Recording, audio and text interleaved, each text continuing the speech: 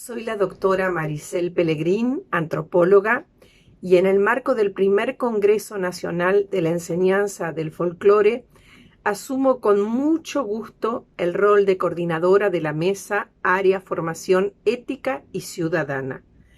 Configura un verdadero honor presentar a continuación a dos prestigiosos docentes e investigadores. Me refiero a la licenciada Silvina Lafalche y al profesor Eduardo Urbano. La licenciada Silvina Lafalche es profesora de danzas nativas y folclore, intérprete nacional superior de danzas nativas, licenciada en folclore y en psicología, profesora de psicología de nivel medio y superior, psicóloga social. Realizó las siguientes diplomaturas: superior en antropología social y política, en metodología de la investigación y en intersubjetividades en las instituciones educativas. Es maestranda en antropología social, docente de la Universidad Nacional de las Artes, miembro correspondiente de la Academia del Folclore de la provincia de Buenos Aires, miembro del Grupo de Investigación y Estudios del Folclore. Es también miembro fundador del Núcleo de Estudios de Folclore Argentino y Latinoamericano. Integra proyectos de investigación, es bailarina y coreógrafa.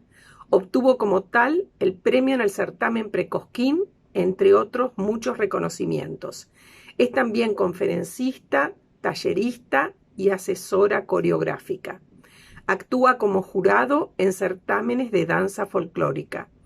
Coautora de un libro sobre bailes criollos, además de artículos sobre danza, didáctica y devociones populares.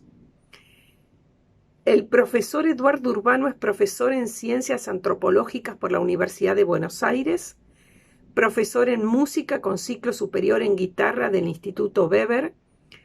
Dentro de su actividad como docente es jefe de trabajos prácticos interino de la Cátedra de Folclore de la Universidad de Buenos Aires, Facultad de Filosofía y Letras.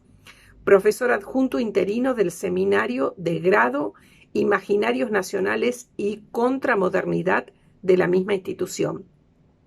Profesor de la Universidad Nacional de Lomas de Zamora. Profesor de Cultura Musical, de Folclore y de los talleres correspondientes al CBU. Docente de música en nivel medio.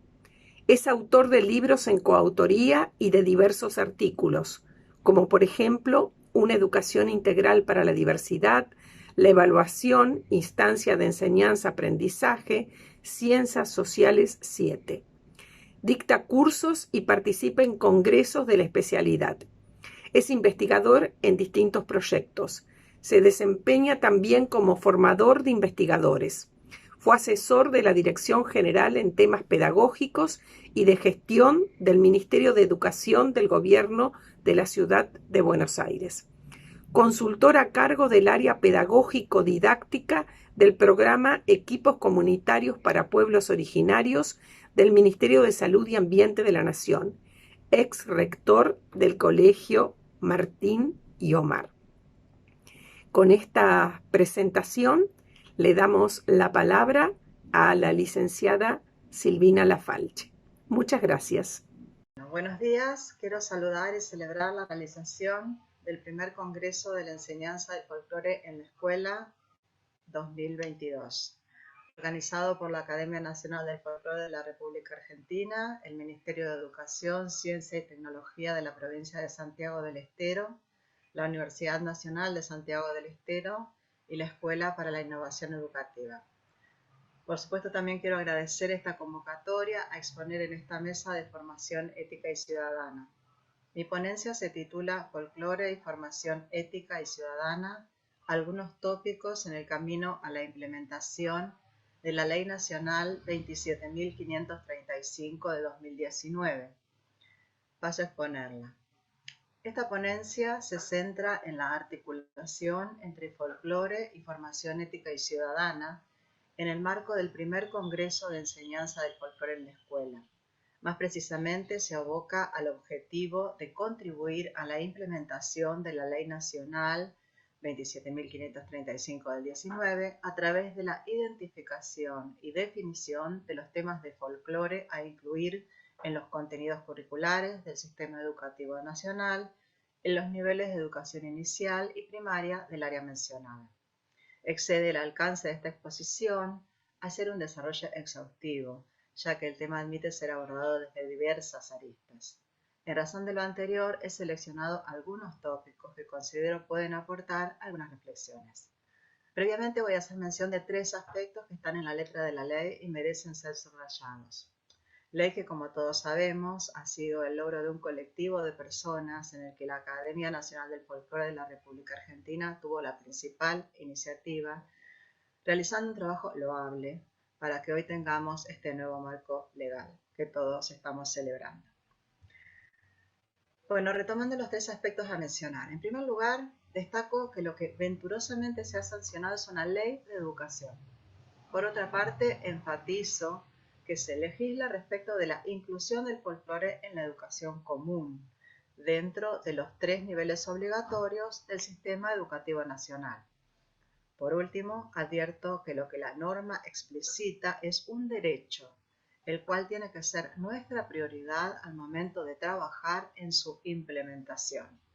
El derecho de todos los educandos a recibir educación sobre el folclore como bien cultural nacional, así reza la ley.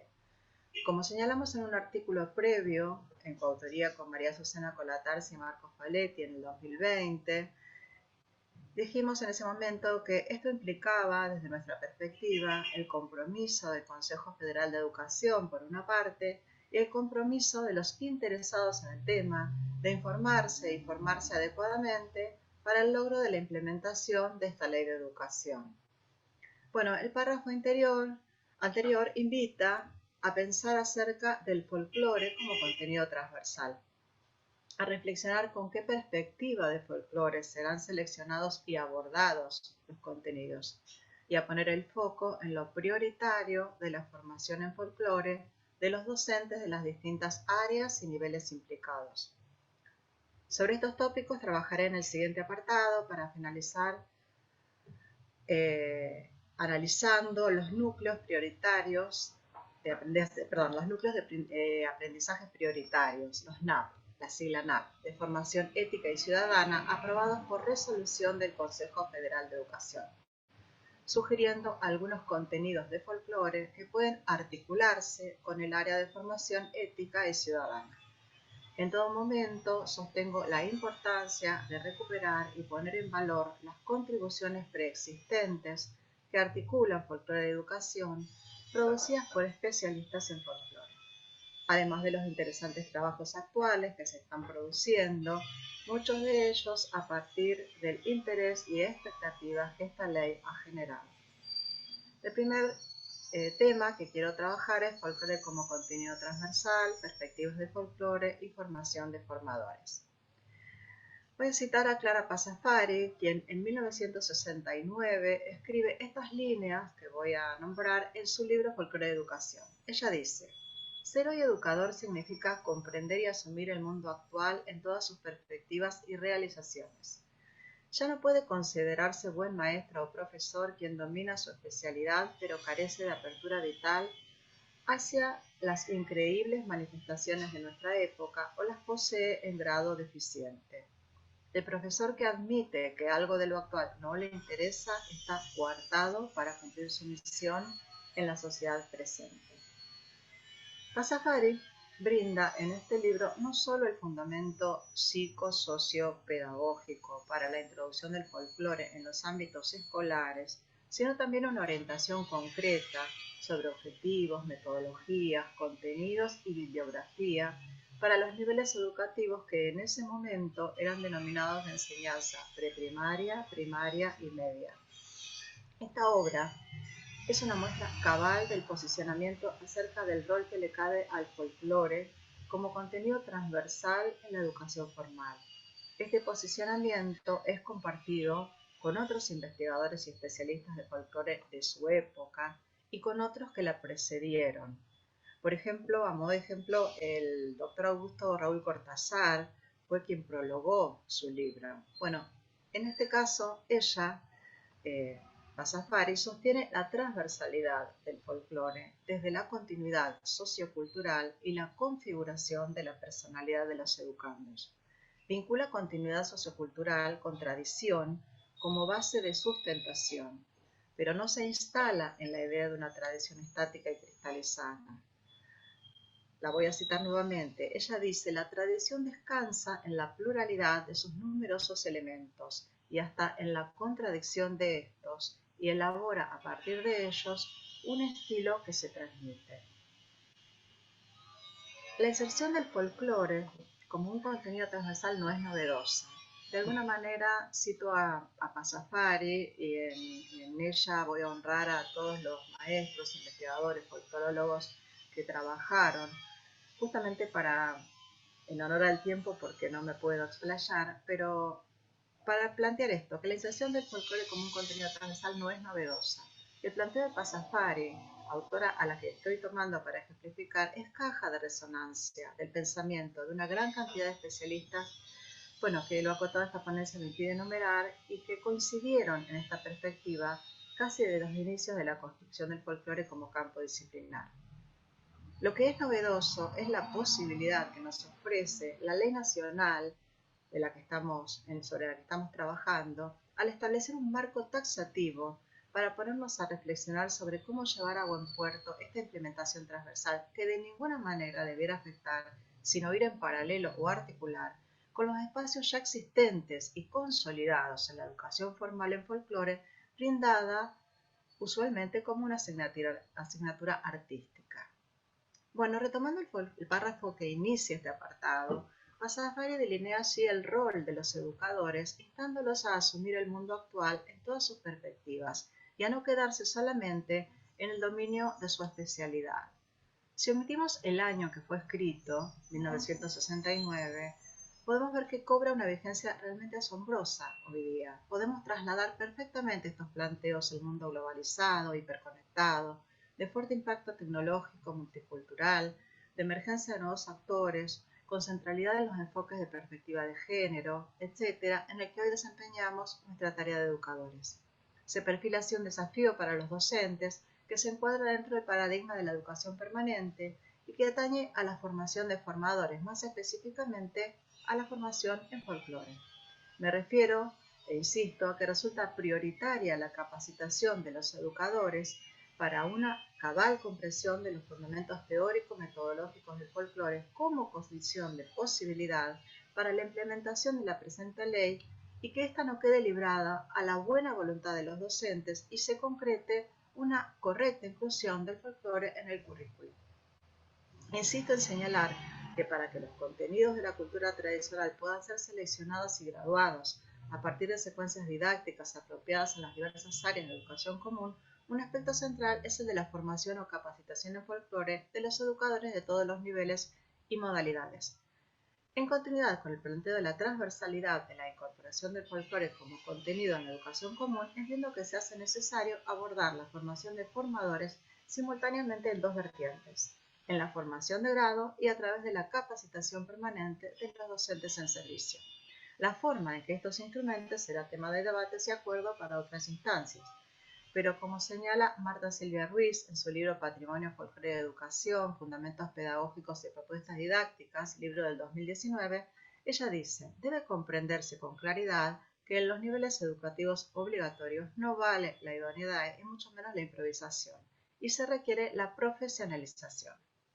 Por otra parte, esta autora hace un extenso desarrollo reconociendo el entrelazamiento entre el magisterio, los estudios folclóricos y la construcción del folclore como ciencia en Argentina, en el capítulo 9 del libro que ya cité. Los invito también a recorrer, aprovecho, la obra más reciente de Marta Ruiz, Encuesta Folclórica Nacional 1921, Centenario 2021, donde rinde homenaje a los maestros que participaron de ese emprendimiento o recolección sin precedentes del folclore argentino, y plantea propuestas que articulan los resultados de esa encuesta con la aplicación de la ley que nos ocupa. Es decir, que el magisterio tuvo una indudable vinculación con la construcción del folclore como ciencia en nuestro país. Bueno, hago un paréntesis también para señalar que muy recientemente el Ministerio de Cultura ha hecho una publicación excelente donde hay varios cuadernillos. Uno de ellos que quiero rescatar es Volver a la encuesta nacional de folclore un siglo después, que también trabaja de una manera rigurosa y analítica. Está realizado por la doctora Ana María Dupey y Fernanda Pensa. Un análisis que sería muy interesante también para pensar la cuestión de formación ética y ciudadana, pensar cuestiones de alteridad, pensar construcciones de identidades, que es el tema que nos ocupa en el área que estamos trabajando. Bueno, para cerrar este apartado, al hacer referencia a la formación y desarrollo del campo disciplinar del folclore en Argentina, no podemos eludir sus relaciones con la formación del Estado-Nación, las construcciones nacionales de identidad y las definiciones de la cultura tradicional, así como los distintos paradigmas a partir de los cuales se fue estableciendo la ciencia y las nuevas perspectivas de abordaje que hoy abren el campo de estudios más allá del ámbito de lo rural y que introducen categorías como performance o actuación, contexto, textura, etc., para dar cuenta de comunidades de sentido que se entablan sincrónicamente. Por este motivo, y en razón del recorrido realizado por la ciencia del folclore a lo largo de más de un siglo, entiendo que la elección y o definición del enfoque disciplinar desde el cual se aborden los contenidos del folclore deberá ser objeto de diálogo y de búsqueda de consensos en el marco de las actuales políticas de diversidad y en los contextos interculturales en los cuales nos estamos desempeñando. Paso a otro tema, que es el de los NAP de formación ética y ciudadana y los contenidos de folclore para el diseño curricular. En este apartado se ubican y contextualizan los núcleos de aprendizajes prioritarios, a partir de ahora los voy a nombrar NAP, de formación ética y ciudadana, aprobados por resolución del Consejo Federal de Educación. A continuación se sugieren algunos temas relevantes del folclore a ser incorporados como contenidos en el diseño curricular de los distintos niveles del sistema educativo, señalando su pertinencia en la formación actual de los estudiantes. Para ello se ponen en valor las contribuciones preexistentes que articulan folclore y educación. Más precisamente, se insta a abrevar en la obra de especialistas, investigadores, docentes y folclórologos, señalando articulaciones posibles para la formación ética y ciudadana. Voy a mencionar otro señalamiento de Marta Ruiz, quien dice que existen numerosas formulaciones legislativas vinculadas al campo educativo que constituyen una plataforma segura y legítima para fundamentar la enseñanza del folclore en la escuela. Ella advierte que tal vez su fragmentariedad o el no alcanzar una difusión adecuada entre los docentes haya obstaculizado su abordaje efectivo en el aula. No obstante, advierte que la presencia real de la cultura tradicional puede advertirse en los tres niveles siguientes. Por un lado, en la letra de la Ley de Educación Nacional 26.206 del 2006 y en las de cada jurisdicción. Por otro lado, los núcleos de aprendizaje prioritarios que fundamentan los diseños curriculares jurisdiccionales y también, por último, los documentos oficiales vinculados, por ejemplo, a las planificaciones curriculares respectivas. Ella dice,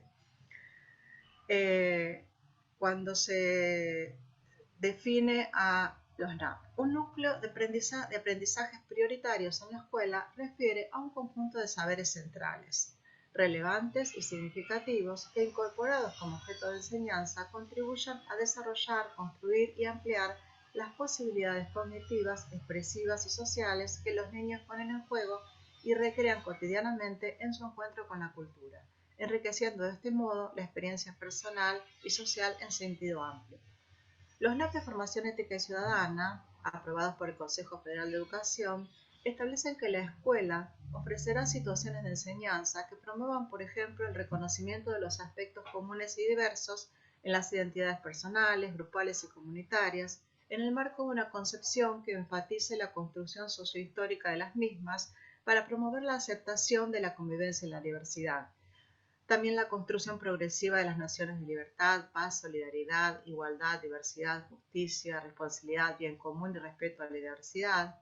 Por otro lado, la reflexión en torno a la dimensión ética, política e intercultural de saberes de las diferentes áreas y temas transversales como educación ambiental, vial, cooperativa, educación sexual, educación para la paz, para la salud, tributaria, para el consumo, entre otras. Estos son algunos de los lineamientos. Los NAP están organizados en 3 ejes, los NAP de formación ética y ciudadana.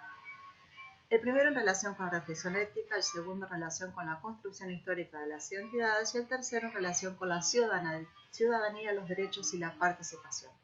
Voy a tomar un ejemplo de cada eje para ilustrar cómo el folclore es una entidad reconocible en los fundamentos jurídicos y pedagógicos de los niveles obligatorios de educación formal, en este caso centrándome en inicial y primario para atenerme a los objetivos de esta ponencia y de este congreso. En relación con la reflexión ética, analizaremos el NAP que promueve el ejercicio del diálogo y su progresiva valoración como herramienta para la construcción de acuerdos y la resolución de conflictos. Por ejemplo, en el nivel primario pueden planificarse actividades que incluyan juegos de reglas, que forman parte de los bienes culturales nacionales, como las escondidas, la mancha, el gallito ciego, las hinchadas, por nombrar algunos. Para el área que nos ocupa, resulta de interés poder trabajar los acuerdos sobre las normas y valores que hacen el cumplimiento de las pautas a seguir en un juego, al respeto entre los participantes, al uso del diálogo para resolver los conflictos. Ello contribuye a la construcción a otro NAP, que es la construcción progresiva de una concepción ética que estimule la reflexión crítica y la discusión argumentativa. Este es otro de los NAP que conforman este eje. Por lo tanto, el rol del docente debería operar, sugiero, como facilitador para que circule la palabra y los educandos puedan ir ejercitando democráticamente el uso de la reflexión y la argumentación. Para pasar a otro eje, en relación con la construcción histórica de las identidades, analizaremos el NAP, la comprensión de las dimensiones valorativas presentes en los relatos biográficos, en historias de vida o en episodios de la historia, en relatos ficcionales o no ficcionales, propuestos mediante diversos recursos y lenguajes, crónicas, cortos y reportajes radiales, entre otros. Esto es lo que reza el NAP. Voy a traer, en este caso, un material producido por un grupo de maestros de la ciudad de Quilmes, en la provincia de Buenos Aires. Se trata de un cuadernillo del año 1989, que se titula Con sabor a Malta y Río, lecturas para niños. Este material didáctico, producido por docentes del lugar y para las niñas y niños de la ciudad de Quilmes, tiene una serie de textos, ilustraciones, actividades y relatos donde se recuperan historias, lugares, paisajes e instituciones. Alterna lo ficcional con lo no ficcional. Se utilizan formas poéticas en cuartetas y adivinanzas, por ejemplo, para ubicar el río y sobre todo para dar cuenta del topónimo que da nombre a la ciudad, ¿no? De esta manera se recupera la memoria histórica sobre el pueblo Quilmes. Es una obra maravillosa que, puesta a trabajar en el área de formación ética y ciudadana, permite que las niñas y niños trabajen en la construcción histórica de su propio terruño mediante recursos que forman parte de la cultura tradicional, como ya dije, los cuentos, las adivinanzas. Se va articulando la identidad local colectiva a las identidades individuales, pero también surge una dimensión valorativa de la alteridad, la del pueblo indígena, que le dio nombre a la ciudad a través del relato de un episodio histórico. Por último, voy a cerrar un ejemplo en relación con el eje de la ciudadanía, los derechos y la participación, analizando el siguiente NAP: la participación en la elaboración de proyectos de carácter mutual, cooperativo, solidario, orientados a resolver necesidades grupales y comunitarias. En este caso, propongo que se puede recurrir a proponer proyectos basados en forma de organización económica y social de la cultura tradicional, donde el trabajo colectivo forma parte de las prácticas usuales de la comunidad. Por ejemplo, lo que se conoce como las mingas o fiestas del trabajo, donde un grupo discreto de personas, que generalmente tienen lazos de parentesco, de sangre o ritual, se reúnen para realizar un trabajo. Puede ser una cosecha, una siembra, la marcación de animales, en beneficio de una familia, lo que luego se retribuye con una fiesta o celebración y o con la asistencia cuando otra familia lo requiere para sus labores. Esta forma de organización basada en la reciprocidad puede ser replicada con las adecuaciones necesarias en el espacio educativo en algún proyecto que los docentes generen, propiciando de esta manera reflexiones sobre participación, derechos, retribuciones y solidaridad. Bueno, hasta aquí voy a llegar. Mis palabras finales. Para cerrar estas reflexiones, quiero decir que subrayo que solo he pretendido hacer una contribución abierta al diálogo entre los diversos actores del sistema educativo, las instituciones vinculadas al folclore y todos aquellos que se encuentren comprometidos para aportar a la implementación de la ley que establece el derecho a recibir educación sobre el folclore dentro de los niveles obligatorios de la educación común. He partido de algunas consideraciones preliminares, como el derecho de los educandos a recibir formación en folclore, la transversalidad de la inclusión de los contenidos y la necesidad de la formación de formadores, tanto en el ciclo de grado como en la capacitación permanente en servicio. Finalmente, he abordado los NAP de formación ética y ciudadana, donde tenemos contenidos como democracia, participación, derechos y ciudadanía, pero también se trabaja sobre reflexión ética y construcción de identidades. A partir de los NAP que he ido proponiendo, he sumado algunos contenidos o sugeridos para su dictado desde un enfoque que contemple el folclore como bien cultural nacional, haciendo énfasis en la puesta en valor de los trabajos de especialistas de folclore, tanto los que articulan teóricamente folclore educación, como los que aportan materiales, frutos del trabajo de campo y recopilación de la cultura tradicional, reciente o de décadas pasadas, pero que, con una buena labor de apropiación didáctica que seguramente los docentes estarán dispuestos a realizar, tienen aún mucho para decir y proponer para la formación de valores de los educandos. Bueno, les agradezco la atención, vuelvo a agradecer a la academia y celebro este encuentro que espero que sea muy fructífero para la implementación de la ley de folclore. Muchas gracias. En primer lugar, un saludo y una emoción participar de esta instancia para todos los docentes del país y todos los especialistas que se estén conectando. Lo primero para celebrar es que estemos conectándonos precisamente a partir de la existencia de una ley nacional de folclore, que ha recuperado en nuestro sistema educativo un espacio para el folclore que no debió haberse diluido. Ese es el primer motivo de celebración.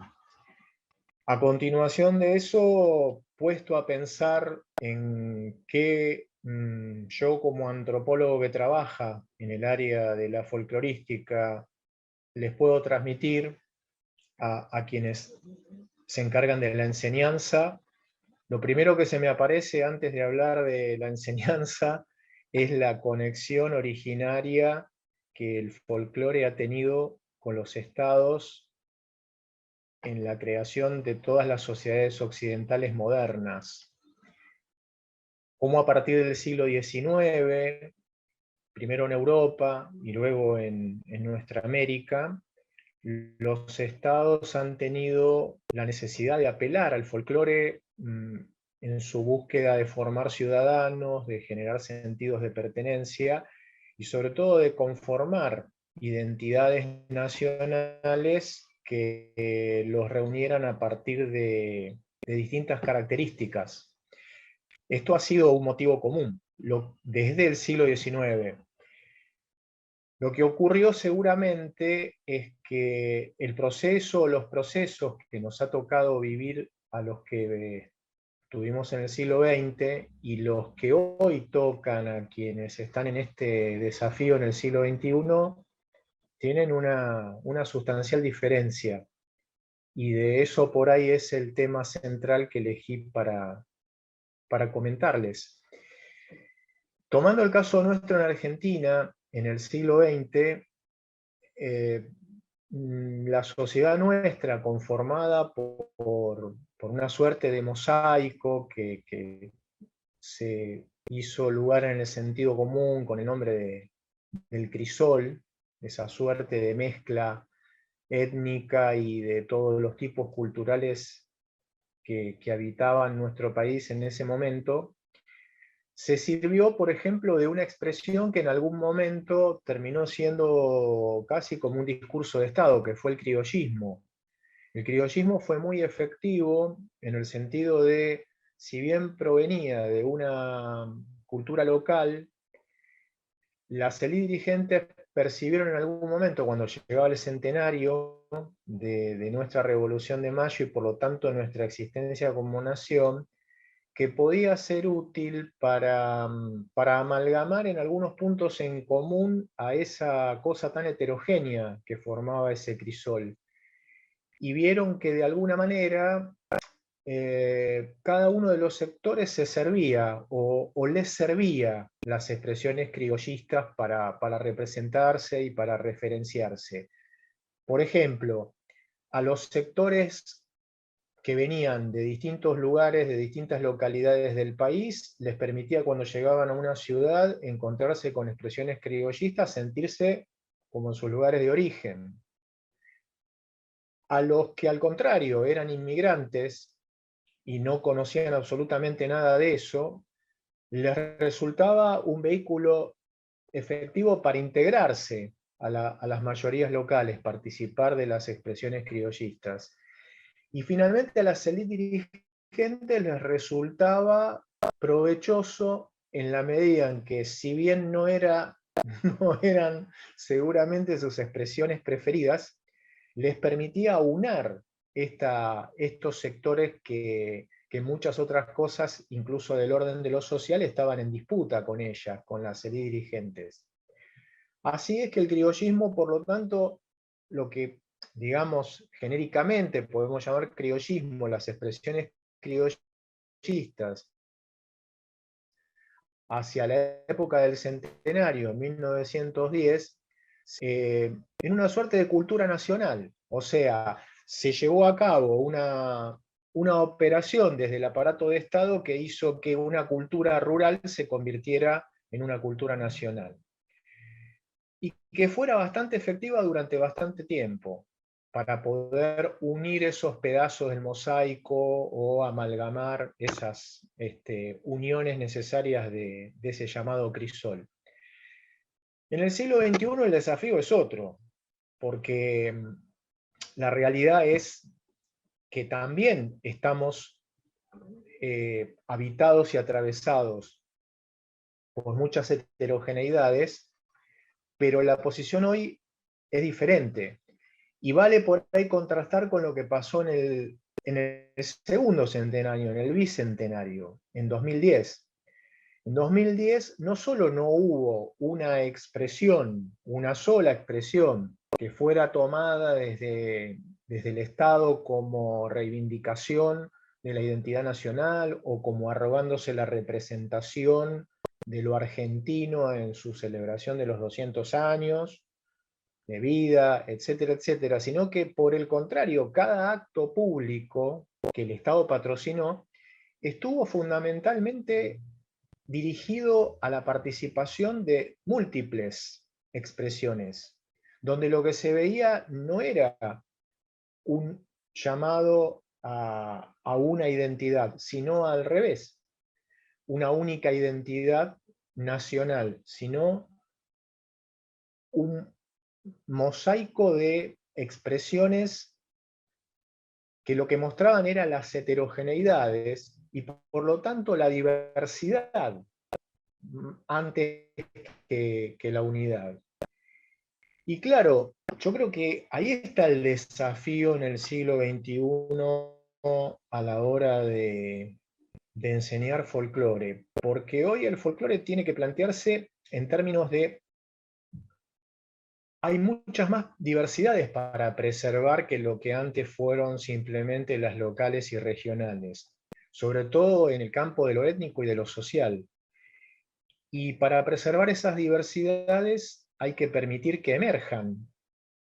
Y ahí es donde se me ocurre un modesto comentario de lo que vi yo en el campo de la enseñanza en estos años y me pareció que fue bastante eficaz como para trasladarles. Yo vi la utilización de recursos tanto por el lado de lo material como por el lado de lo didáctico-pedagógico, que me impactó en cuanto al buen resultado que dio, sobre todo cada vez que me tocó estar visitando escuelas de nivel primario. en la enseñanza del folclore. La de orden material tiene que ver con el uso de las nuevas tecnologías de la información y de la comunicación que hoy nos permiten prácticamente online en el momento que se pueda decidir, claro, siempre y cuando se tenga la conectividad necesaria, ¿no? Pero si no se tiene la conectividad se puede buscar algún dispositivo en el cual se tenga grabada y ver si se la puede pasar de esa manera.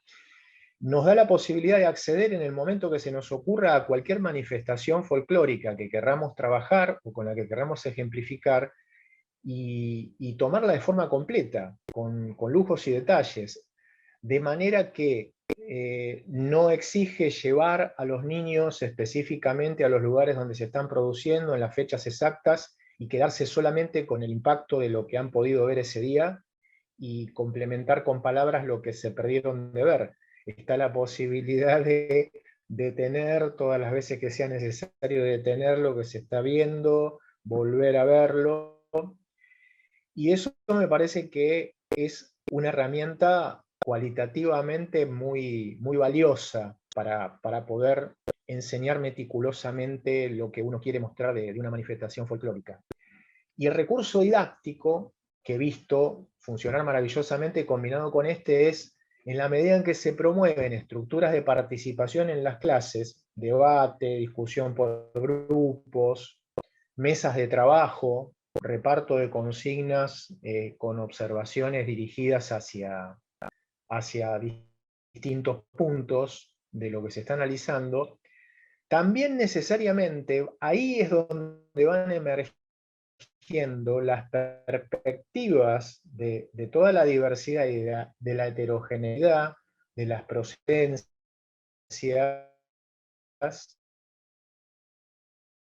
locales, regionales del siglo XXI, porque quienes se están escolarizando ya son portadoras de esas heterogeneidades. Y allí es donde me parece que la enseñanza del folclore puede tomarse como un desafío en el que se puede jugar con el viento a favor. Esto es lo que me parece que tenía sintéticamente, queriendo ser preciso y concreto para transmitirles, y quedaré a disposición de ustedes si hubiera en algún momento la posibilidad de que ante alguna inquietud o pregunta que quisieran formular se las pudiera responder. Así que les mando un gran saludo, les deseo que siga siendo muy provechoso este encuentro, este congreso, y que tengamos una buena vida y una buena performance en la enseñanza del folclore a partir de la implementación de esta ley en nuestro país. Muchas gracias.